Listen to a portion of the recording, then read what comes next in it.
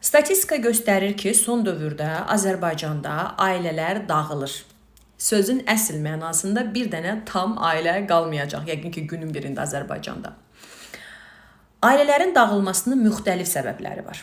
Amma bu günləri mən son günlərdə, xüsusən də bu qadınlarla kişilərin arasında yaranan ailə daxili insidentdə ən əsas və qadınlar tərəfindən bağışlanılmayan bir məsələyə toxunmaq istəyirəm: xəyanət. Xəyanət ailə dağıtmağa əsas verirmi? Bəlkə də məni topa qoyub atacaqsınız. Bəlkə də əminəm rəylərdə məni yıxıb sürüyəcəksiniz. Amma bütün bunların hamısını gözə alıb bu videonu çəkirəm. Niyə? Əgər kişi ailəsinə qarşı maddi təminatı, duyğusal təminatı yetəri qədər verə bilirsə, uşaqları ilə maraqlanırsa, ailənin ehtiyaclarını ödəyirsə, ailədə hansısa bir psixoloji və fiziksel şiddət yoxdursa qadına qarşı, yeganə səbəb xəyanət kimi götürülürsə, yəni hər şey qaydasındadır, sadəcə siz orada bir xəyanət tutmusunuz. Başqa bir qadın var, yazışma var, görüşmə var, münasibət var və s. Buna görə ailə dağıdılarmı? Əsla. Niyə görə? Baxın, kişilərin 90%-i doğası gərəyi poliqamik varlıqlardır. Poliqamik nədir? Yəni biz, günümüzdə kültür olaraq, mental olaraq, qanun çərçivəsində bizi məcbur edirlər ki, kişilər və qadınlar tək eşli olsunlar.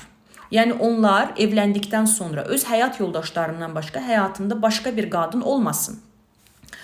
Amma qadınlarla kişinin doğası fərqli olduğuna görə bu məsələyə qadınlar öz fiziksel ehtiyacları prizmadan yanaşırlar. Ona görə də kişilərin o %90'ı, 90%'nin poliqamik olduğu evliliyin içərisində sizin kişidən sədaqət gözləməyiniz inanılmaz dərəcədə absurd bir şeydir. Və eyni zamanda da o kişi ailənin içərisində agresiv olur. Özünün də xəbəri olmadan onun qalxan testosteronu var, hansı ki o həqiqətən də ehtiyac duyur başqa bir qadına, onun bütün acığını ailənin içindən çıxır, işinə fokuslana bilmir, maddi olaraq çətinlik çəkir. Bir sözlə psixoloji olaraq gərginlik yaşayır. Ona görə də əslində ailədə baş verən, yəni kişi tərəfindən baş verən xəyanət o ailəni daha da möhkəmləndirir. Sadəcə bunu heç kim danışmaq istəmir və eyni zamanda bunu heç kim qəbul eləmək istəmir. Biz 1000 illər ərzində primat kimi yaşamışıq. Bizim qadın doğamız var, bir də kişi doğamız var. Biz istəyirik ki, kişilər 1000 illərdir yaşadığı həmin o təbiətdən ayrılsın. Onlar pullu olsun, varlı olsun, hallı olsun, işləsin, amma başqa qadına da baxmasın. Belə bir şey yoxdur, belə bir dünya yoxdur.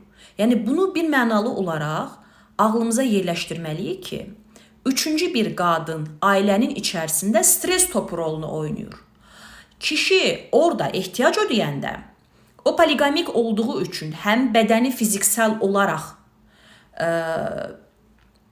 təmizlənmiş olur, yəni ruhsal olaraq, fiziksel olaraq ehtiyacını ödəmiş olur və geriyə ailəsinə qayıtdıqda o ailəsi ilə əvvəlkindən daha mehriban psixologiya ilə yanaşır.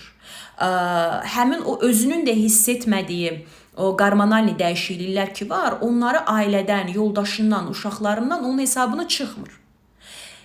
Bu, yəni biraz oxumaq lazımdır bu məsələləri. Biraz burada anatomiya, biyologiya falan açıb bu işin detaylarına varmaq lazımdır. Ancaq yəni bunu birbaşa rədd eləmək yerinə məncə oturub bu haqda fikirləşsə qadınlar daha yaxşı olar. Çünki zamanında da o bizim misallarımız var idi. Deyir ki, mən xoruzumu buraxmışam çölə, toyuğu olanlar düşünsün. Yəni bizim bu atalar sözlərimizdə analarımızın belə misalları var idi da.